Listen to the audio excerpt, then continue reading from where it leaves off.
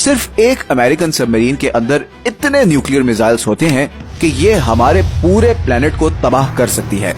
अगर हम अब सबमरीन्स के असल पर्पस की तरफ आएं तो वो है retaliating a nuclear first strike. इसका मतलब ये है कि अगर कोई country, let's say America, Russia पे न्यूक्लियर अटैक करता है तो रशियन सबमरीन्स समुद्र के नीचे किसी अननोन जगह पर होने की वजह से न्यूक्लियर स्ट्राइक सर्वाइव कर जाएंगी और बदले में वो भी अमेरिका को न्यूक्लियर मिसाइल से टारगेट करेंगी और इन न्यूक्लियर सबमरीन्स को किसी गवर्नमेंट अथॉरिटी की इजाजत की जरूरत भी नहीं होती। सो अगर लेट्स से अमेरिका रशिया पर न्यूक्लियर स्ट्राइक करता है तो रशियन सबमरीन्स के कमांडर्स किसी भी ऑर्डर का वेट किए बगैर अमेरिका पे वापस न्यूक्लियर स्ट्राइक करेंगे। इसीलिए हर सबमरीन के सेफ बॉक्स में सीक्रेट लेटर होता है। अगर किसी कंट्री पर न्यूक्लियर अटैक हो जाए और उस कंट्री की लीडरशिप उस अटैक में मारी जाए तो उस लेटर में ये लिखा होता है कि अब सबमरीन के कमांडर को क्या करना है। इसीलिए ये सबमरीन एक किस्म का साइकोलॉजिकल डिफेंस है जिसकी वजह से दूसरा कंट्री आपके कंट्री पे न्यूक्लियर अटैक नहीं करता और इसीलिए इतने सारे न्यूक्लियर बॉम्ब्स होने के बावजूद रशिया और अमेरिका एक दूसरे पर अटैक नहीं करते। ये सबमरीन्स ही न्यूक्लियर वॉर को रोके हुए हैं। इस वक्त दुनिया में 6 कंट्रीज के पास न्यूक्लियर सबमरीन्स हैं जिनमें America, UK, France, India, Russia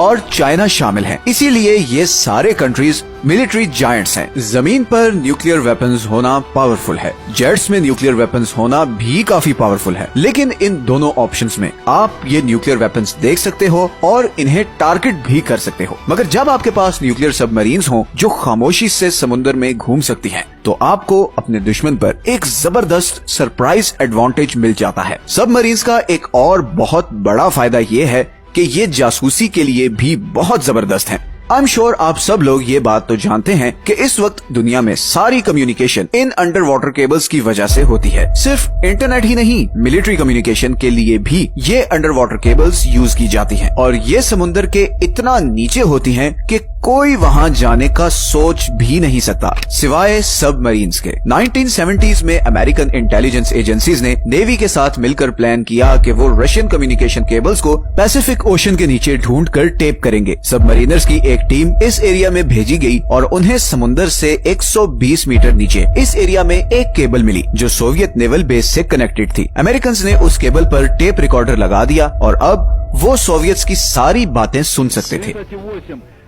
Russian सोच भी नहीं सकते थे कि कोई ऐसा कर सकता है। अमेरिकन्स ने बहुत स्मार्टली ये सब एग्जीक्यूट किया था, लेकिन बस एक छोटा सा मसला ये था कि ये टेप्स बहुत जल्दी फुल हो जाती थी और फिर हर महीने डाइवर्स को जाकर पुरानी टेप्स निकालकर नई टेप्स डालनी पड़ती थी। ये सिलसिला करीबन 8 से 9 साल चलता रहा और सोवियत यूनियन की सारी नेवल स्ट्रेटेजी अमेरिकन्स के पास पहुंचती रही। फिर फाइनली अमेरिकन इंटेलिजेंस एजेंसी के एक एजेंट ने ये सारी इंफॉर्मेशन $35,000 में रशियंस को बता दी और रशियंस ने ये रिकॉर्डर पकड़ लिया। आज भी कंट्रीज समुद्र में फाइबर ऑप्टिक केबल्स को टेप करते हैं। अगर आप ex-CIA कॉन्ट्रैक्टर एडवर्ड स्नोडेन की रिपोर्ट पढ़ें तो उसमें ऐसी बहुत सी चीजें मिलेंगी। खैर, अगर हम वापस इस क्वेश्चन पर आए कि सबमरीन की डिस्ट्रक्टिव पावर कितनी है तो मैं आपको एक डेमोन्स्ट्रेशन से समझाता हूँ। ये ओहायो क्लास सबमरीन है जिसमें न्यूक्लियर मिसाइल्स होते हैं। हर एक मिसाइल के आगे ऐसे कोन शेप्ड वॉर हेड्स होते हैं। जब भी सबमरीन से मिसाइल लॉन्च होता है तो वो ऐसे फुल स्पीड से हमारी अर्थ की एटमॉस्फेयर से बाहर निकल जाता है और वहाँ पहुँचते ही मिसाइल का इंजन ऑफ हो जाता है और फिर